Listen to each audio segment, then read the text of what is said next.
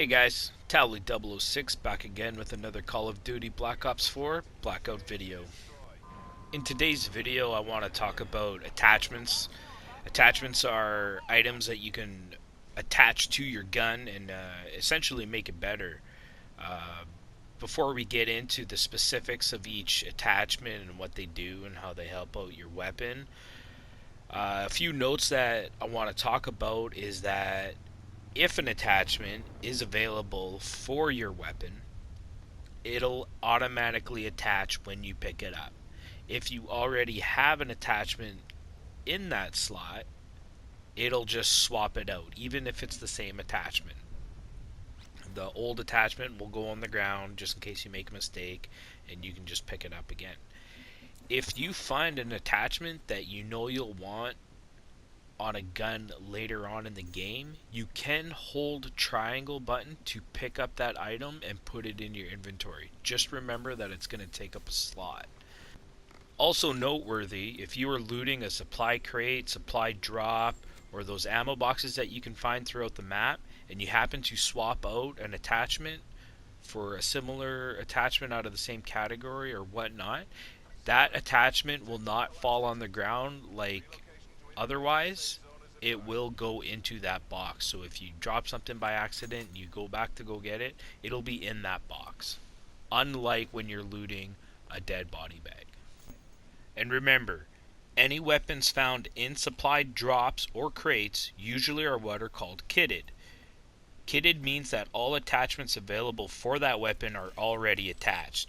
If you want the attachments but not that specific gun, you can drop and detach by going into the inventory and holding square on the weapon. Exit the inventory, switch to the gun you do want, and pick up all the attachments. Kitted guns like operators and tacticals found in body bags will not have the attachments on them. You'll have to pick up the attachments out of the bag as well. Now let's check out those different categories of attachments. Here you can see the different categories of attachments available for weapons. You gotta remember that not all weapons will have all available categories of attachments, so you gotta learn which guns have which categories. Starting on the left, we have optics, followed by barrel, underbarrel, magazine, body, and stock. If you think about the anatomy of a weapon, optics are what you look out of, barrel is what you shoot out of, underbarrel is what your left hand is hanging onto, and the magazine has to do with your ammo. The body is your right hand, and the stock is what's butted up against your shoulder. The thing to remember is that some of these categories have multiple attachments available for them. You need to be aware of what attachment will take up which slot. And also keep in mind that not all attachments will equip to every gun. If an attachment does not fit on your weapon, it will go into your inventory and take up a slot. Now let's get into each attachment and what they will do for your gun. Starting with what I call sights, you have the ELO sights. Clear, open sights with a lens projected dot and 1.25 magnification. I like these sights on shotguns and pistols if that's all I can find for a weapon at that moment. Just because you have an undesirable gun doesn't mean you can't upgrade it for the time being.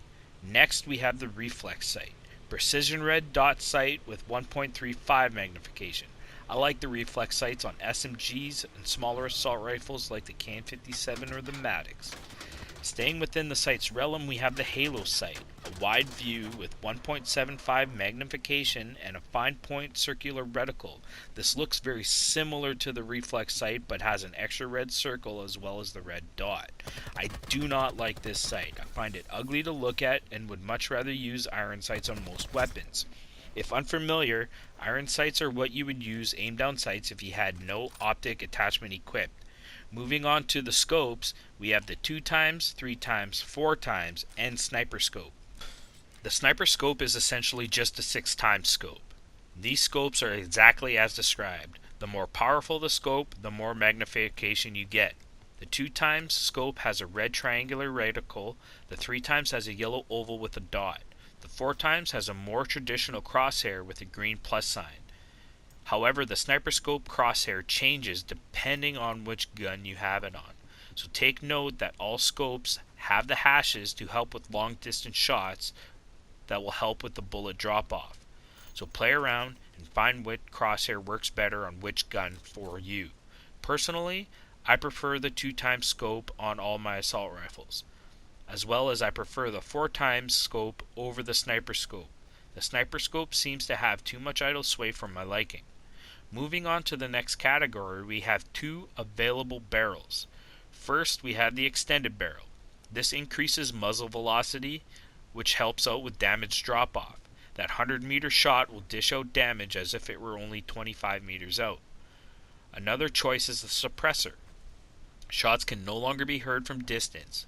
This has a slight negative effect on total damage done by each bullet, however.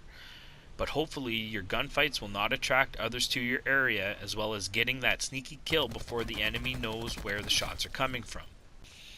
The next category is the underbarrel, and it only has one option as of now. That's the foregrip. The foregrip reduces idle sway by 33%. Moving on to the magazine category, we have 3 styles to choose from. The extended mag, which allows 50% more ammo in the magazine. Next we have the fast mag. This reduces reload time by 33%. And then we have the extended fast mag, which combines both styles as the name suggests. The extended fast mag only works on a handful of guns such as the KN57 and the Cordite, just to name a few. The body category has a couple choices as well. The laser sight, which reduces hipfire spread by 33%. I like using the laser sight on shotguns, pistols, and SMGs, for there is more likely of a chance I will be hip firing them. We can also put a grip on the body category. Grips reduce aim down sight time by 20%. I use grips on assault, tactical, and sniper rifles because more often than not I am aimed down sights. Finally, we move into the last category, stocks. We only have the one attachment for this category, and that is the stock. The stock reduces recoil by 15%. And there you have it, all currently available attachments for Blackout. Personally, I am hoping that they add a bullet category in the future. Here they could introduce high caliber and full metal jacket. High caliber would add a headshot multiplier, and FMJ would deal more damage to armor as well as an improvement to wall banging. These attachments would of course have to be very rare, but having these options you could rebuff armor so it could last more than one gunfight against regular bullets.